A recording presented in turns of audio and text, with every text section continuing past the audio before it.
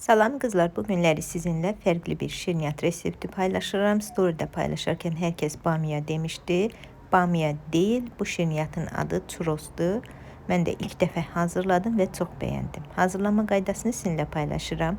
Qazana 1 yemək qaşığı şeker tozu, 50 qram çərəyağı, 250 qram su, 1 çimdik duz əlavə edib qoyuruq qazın üzərinə, qarışdıraraq gözləyirəm ki, yağ ərisin.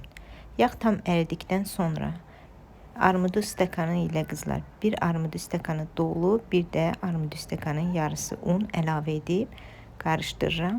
Qarışdıraraq qızlar bişirdim və belə bir xəmir alındı. 2-3 dəqiqədə bişirdim. Artıq xəmiri başqa bir qaba əlavə edirəm ki, biraz soyusun.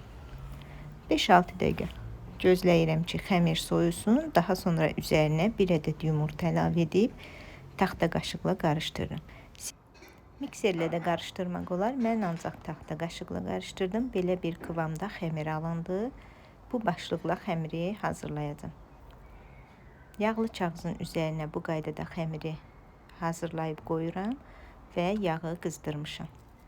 İsitdiyim yağın üzərinə hazırladığım xəmirləri əlavə edib qızardıram.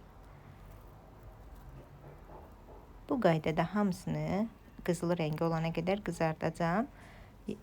Qazı orta xodda qoyun ki, içi də yaxşı bişsin.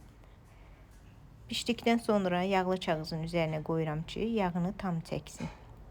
Daha sonra elə isti-isti şəkərə bulayacağım. Şəkərə biraz darçın əlavə edib qarışdırıram. Hazırladığım şirniyyəti şəkərlə darçın qarışımına bulayıram.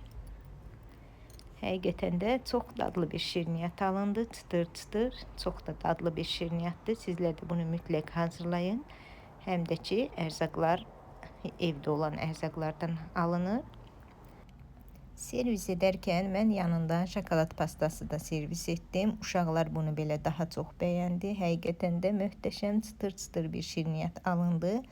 Həm də ki, evdə olan ərzaqlardan tez bir zamanda hazırlanan bir şirniyyatdır. Sizlər də mütləq hazırlayıb dadına baxın. Videomu da bəyənməyi, yorum yazmağı unutmayın. Hələlik.